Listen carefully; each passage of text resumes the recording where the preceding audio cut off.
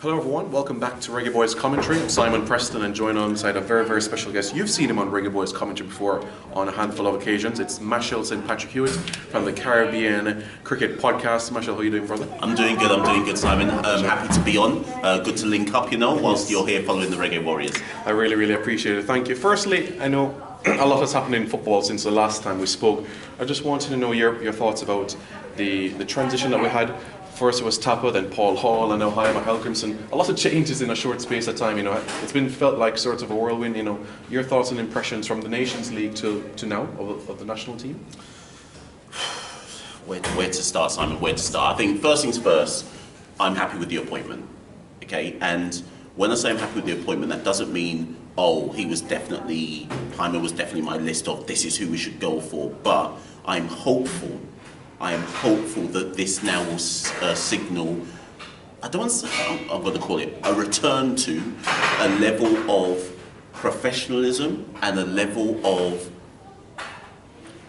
dedication to the post that I don't think we've seen since Winnie Schaefer. And that doesn't mean because it's a foreign coach that I'm saying that. Paul Hall, I think, was doing some good things, and if we'd given Paul Hall the job full time, I think he had some plans and ideas that also would have matched that level of professionalism and dedication. But by deliberately going for someone who has no links to the island, no links to the players, but is prepared to buy into the project, I think that's the best thing we could do at this stage. We needed a manager who has a blank canvas. Hopefully a manager that isn't going to go into the job with, I have my favourites and we must always have these players in, and I see division within the camp and so on and so forth. But the number one thing I want to see, having now seen the early signs of the Nations League campaign and going forward, is whoever Heimir identifies as this is my core 23, my core 30, that should be the same 30, with one or two out and in, that I see going into the World Cup qualifiers in the next campaign. Because if there is one thing that messed us up in previous campaigns, it's that we never knew who was in, who was out. The players were still coming into our World Cup campaign in the back stages of the World Cup campaign, much less in the Gold Cup qualifiers beforehand, Nations League, etc., etc. So I'd like to think I speak for most Jamaican fans when I say, can we just have a settled squad, whether that includes the British-based players, the MLS-based players, the island-based players, whoever it may be, let's go forward with a settled squad. You had a chance to look at that game against Argentina. Were you encouraged by what you saw? Because there were certainly some imprints that you're starting to see slowly, but there were some encouraging signs, you'd have to say, from that game. 100%. And let me tell you why there was encouraging signs. I saw a game plan. I saw a tactical game plan which recognised the gulf in quality between us and Argentina, but adapted to that. Not a basic game plan which was like, let's minimise the scoreline, but a game plan which said to me, we've identified that these are their strengths going forward, this is how we're going to close down the channels again and again and again.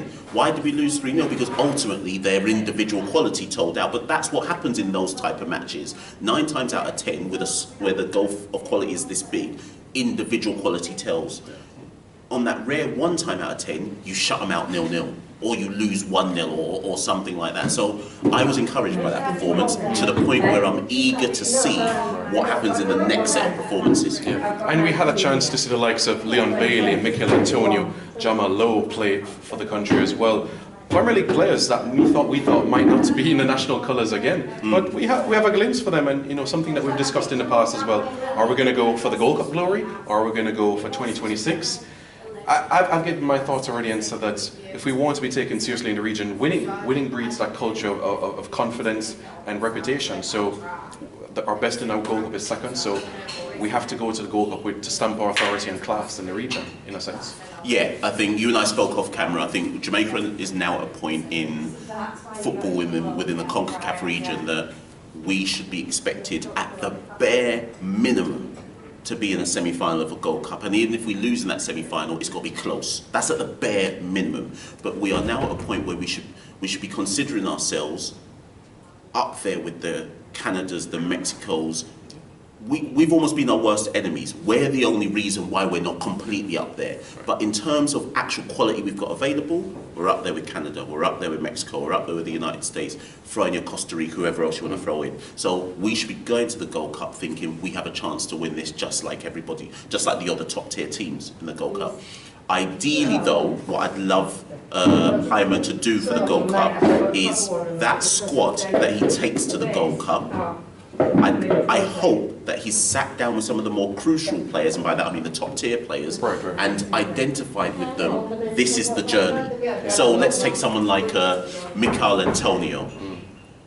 I would like to think that Heimir has had private conversations with him, if not yet, if not now, in the near future, to say, this is how I see your journey going in national colours. Are you buying into the project, yes or no? And if Machel says yes, then cool, we move.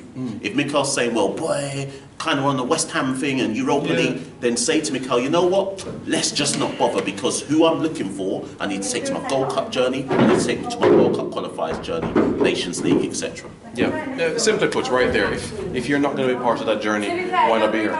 And even if Jamaica goes on and succeeds in that qualifying cycle, don't come back and raise your hand and say, I want to be in the World Cup for Jamaica. Some 5-10 players running back and saying, well, I wasn't in the qualifiers, but you're in a World Cup, I want to be, and show my face here. You know, did you put in the work when we needed you?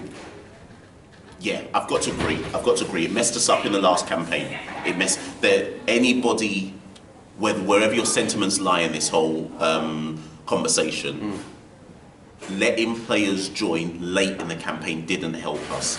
I wouldn't advocate. So let me pick a player. Yeah. If Ivan Toney in our next World Cup campaign at the age of 28, 29 suddenly says, well, I've never got my England cap, I'm ready. Yeah. I'm not convinced we take him. I'm not convinced, because whoever buys in has to buy in early now. And that sounds crazy to say something like that about somebody of the quality of Ivan Toney, but what Jamaica can achieve whatever they want in football within the region if we're cohesive. We are our worst enemy, and if that means we have to shut some players out because they're not buying into the project, so be it. Heimer's coming to live on the island, right? He's buying into the project. Players need to buy in the same way. Yeah, you hit the nail right on the head there. They have to have that sort of that synergy right there.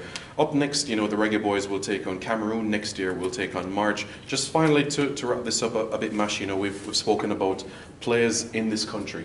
Jamaicans have left their mark within this country in every single sector. So, in my view, of course, on the island, they'll have different views. I think that more opportunity should be given to the island-based players. But if you prove that you have the ability here in this country and that can help Jamaica, why not? But you still have that view on the island, of course, that a player from here might be taking another person's game, opportunity, per diems, money. So it's like 50-50 on the island, you know? Listen, okay, so I'm going to come at this with a unique angle. I was born on the island. Yeah. My family left Jamaica when I was 3 years old. We came back to the island when I was 16. I did my secondary school in at Walmers. Big up Walmers, by the way. I did my secondary school in at Walmers. When I finished Walmers, I came back to do university here. Yeah. So to me, I'm kind of unique in that I've lived on the island, I've not lived on the island, I've lived on the island, I've come back. Yeah. My parents live on the island. I go back as regularly as I can to visit them. My argument is this, so because I speak the way I speak, why am I not Jamaican then? So I don't buy into this, you must be on the island rhetoric. That doesn't make any sense. I speak with an accent that suggests I never grew up, I speak with an accent that suggests I wasn't born in Jamaica and that I never did schooling in Jamaica, but I did. Of course. So it doesn't matter to me that Andre Gray might speak a bit like me, or well, Ravel doesn't, but you know what I mean? or Jamal Lowe might speak a bit like me, or whatever. Right. As long as your heart is bleeding Jamaica, you can represent Jamaica. That's all I care about. Man, there's a Jamaican passport, peeps. Come on. And who can fault you for your parents taking an opportunity here? Providing for you, your family, everything like that. Yeah. I've made this extremely clear as well, grudging people for coming across the Atlantic. But I mean, this is for football, right? This is for football, but let's use it. We're recording this now as hours from now, Jamaica are going to play New Zealand, right? Yeah. A lot of these players who are playing, in fact, all of them who are playing for Jamaica right now, rugby league, their passion to represent Jamaica, you have to see it to believe it.